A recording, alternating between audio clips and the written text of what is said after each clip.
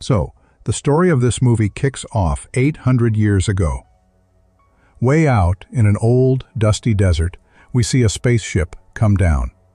When that spaceship landed, it kicked up a crazy dust storm in the desert, and all the folks living nearby just started running for their lives.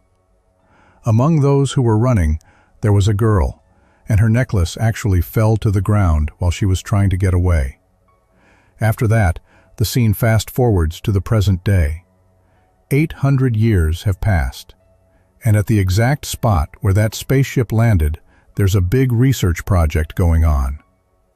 This is where a young guy named Wu finds that very same necklace that fell off the girl's neck. A professor checks it out and says this necklace is super old and could be really valuable. Wu is pretty stoked to hear that. Just then, a man named John shows up. He just straight up says that anything found there is his property. Wu, though, doesn't back down. He tells John, "Where are you even from? This place belongs to China, and anything we find here is going to belong to the Chinese government." John gets really ticked off by this and leaves. We find out that Wu and his professor's team have been doing research here for a bunch of years. After all their hard work, they discovered that hundreds of years ago, there was actually a city called Lau Lan buried under this land. They also found some old pieces of wood there. When they put these pieces together, it formed a map of Lau Lan City. Looking at this map and the girl's necklace, the professor came up with a story. The way the city looked underground told them that there had to have been a famine there 800 years back. And back then, this type of necklace was only worn by monks. Their monk, who was their religious leader, was a girl, and this was her necklace. When the famine hit, she probably ran towards the monk temple, but then, as the storm got worse, she died. The scene then goes back to the past, and we see that same monk Wu and his team were talking about. Her name was Yaman. She was trying to get away from the storm with her companion, Jin. They barely made it to the temple, but Jin was in really bad shape. We learned that Jin was actually the king of Lau Lan City, but now he was doing poorly. He was breathing his last breaths. During this time, he told Yaman to steer clear of his brother because he wasn't a good person. Jin died right after saying that, and Yaman, feeling awful, went inside the temple. She started praying to God, saying, "Please God, save this city from the famine." As she kept praying, the lamps in the temple kept lighting up on their own. And all of a sudden, a super bright light, almost like the sun, came out of a mirror inside the temple. And then, just like that, that mirror fell to the ground and broke. Yaman felt like God was trying to tell her something through this broken mirror. The scene shifts from there to the present day. Back in the present, we see Wu. Wu and his professor's team, after gathering all the old stuff they found from Lau Lan City, were heading back to the university. They had no idea that someone was following them. Two guys were secretly on their train. They were actually working for their enemy, John. John wanted to grab all the Lau Lan City artifacts. Because Lau Lan City disappeared 800 years ago, if someone finds it today, the government would give them a huge reward. John wanted to get all the evidence and items from Lau Lan City himself and claim that big reward from the government. It's shown that John's guys were about to shoot Wu, because Wu had stopped them from getting their hands on the Lau Lan City items. Before these guys could kill Wu, all the passengers on the train suddenly stood up. They all had pistols, and we found out they were actually Chinese soldiers. They grabbed both of John's associates and threw them right off the train. After that, Wu started checking his luggage. The moment he opened his suitcase, he saw the same mirror we saw with Yaman 800 years ago. Wu got scared when he saw this mirror because it was broken, and he thought maybe he broke it. But he didn't know the truth. This mirror was already broken to begin with. Wu brought this mirror back to his house. Even after trying really hard, he couldn't get the mirror to stick back together. The scene then jumps back to the past, where we see Yaman again. She was looking into this mirror and praying to God once more to fix everything. As soon as she prayed, we see that weird magic started happening inside the mirror, and the mirror began to fix itself. In the present time, Wu's mirror also started fixing itself the exact same way, and now a light was coming from inside it. Suddenly, Wu heard a girl's voice. He looked around. There was no girl there, so he got scared. All of a sudden, when his eyes landed on the mirror, he saw Yaman there. Through this mirror, Yaman could see Wu, and Wu could see Yaman. This clearly meant that this mirror had connected two different timelines. Yaman felt like Wu was a god, so she started praying to him. Back here, Wu couldn't figure out who Yaman was or how she appeared inside this mirror. To get answers, he started looking closely at Yaman's surroundings through the mirror. Then he saw some pictures in Yaman's background. He had also seen these exact pictures on the map of LAU LAN city, and now, without wasting any time, he finally understood that this mirror had connected two timelines and he was actually seeing LAU LAN city from 800 years ago. Wu told Yaman that he wasn't a god but just a regular man talking to her from the future. Wu asked Yaman, "Can you show me your ancient things?" Yaman did what he asked. After that, Wu asked Yaman a ton of questions about LAU LAN city, and Yaman started answering all of his questions. Wu found out everything they wanted to know about LAU LAN city through Yaman. Wu was super happy knowing all this. He had found answers to every question. But before Wu could ask Yaman anything else or tell her something, he saw that Yaman's health was getting worse. He quickly went to his fridge, grabbed some food and passed it to Yaman. Yaman also reached her hand inside this mirror, grabbed the food and started eating it.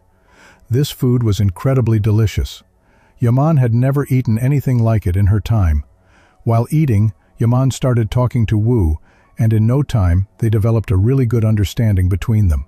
It's now shown that very quickly, Wu wrote a book about LAU LAN city using all the information Yaman gave him.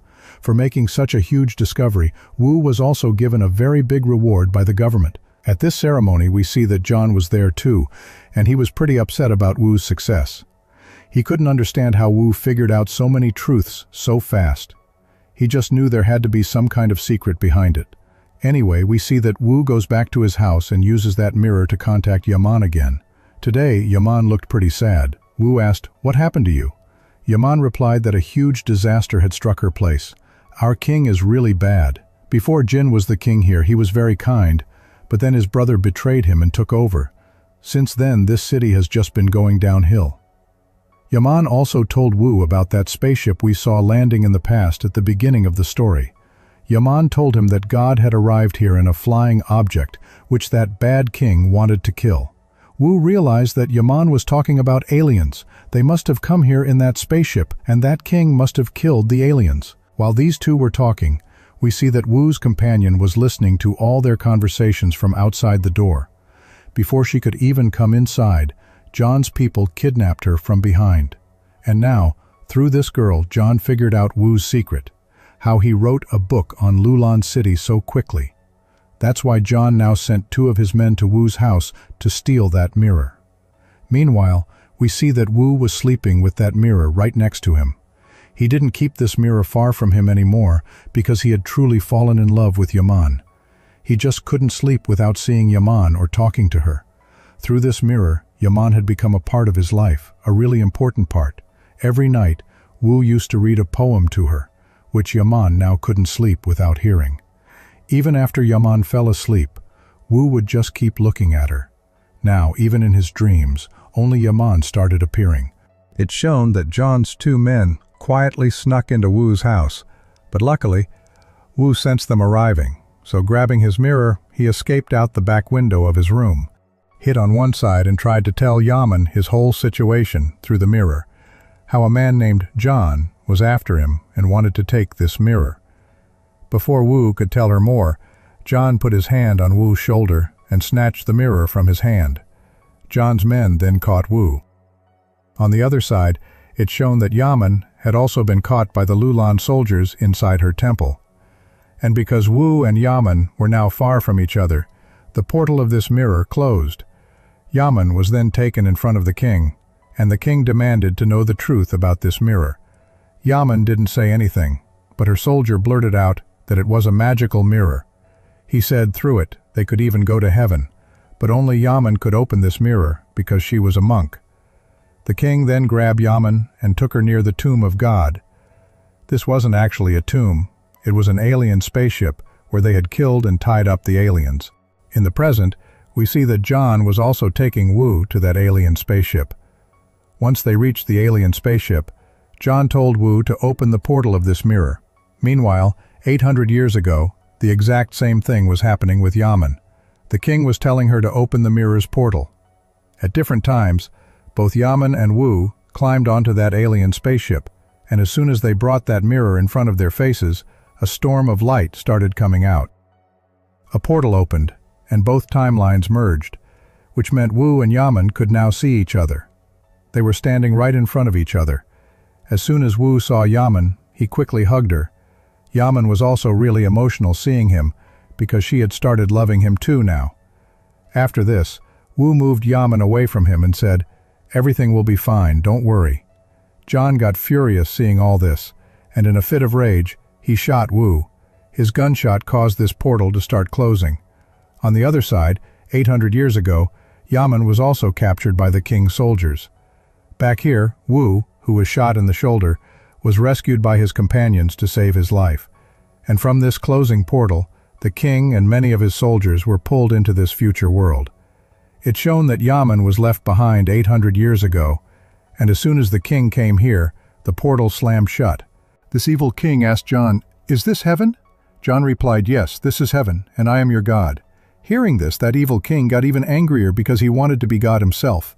In his anger, he snatched his weapon from his soldier's hand and killed one of John's men. Just like that, a war broke out between John and the king. The king's soldiers had old weapons, while John's people had regular pistols. Before the fight between them could get any more intense, suddenly a sandstorm came back to this place, and all of them were swallowed by the storm. Luckily, Wu and his companion, who had already gotten away, survived this storm. The scene then skips forward many years. Wu is now an old man. He's come back to this place again because research is still happening here. A different team was now doing research here, and they had found more old stuff. He picks up one of those things and looks at it. Something was written on it in an ancient language. After talking to Yaman for so long, he had learned the ancient language, so he could read this language super easily. The same poem that Wu used to read to Yaman in the old days was written on this stone. It was written by Yaman. Seeing it, tears came to his eyes. And looking at this piece, Wu also got an idea. Yaman didn't die that day when the portal closed. She had survived and spent her entire remaining life remembering Wu. He smiles too, remembering Yaman, and this movie's story ends here. What an incredible journey The Legend of Lao Lan 2021 takes us on. This film masterfully blends ancient history with futuristic concepts, creating a unique and deeply emotional narrative of connection across time.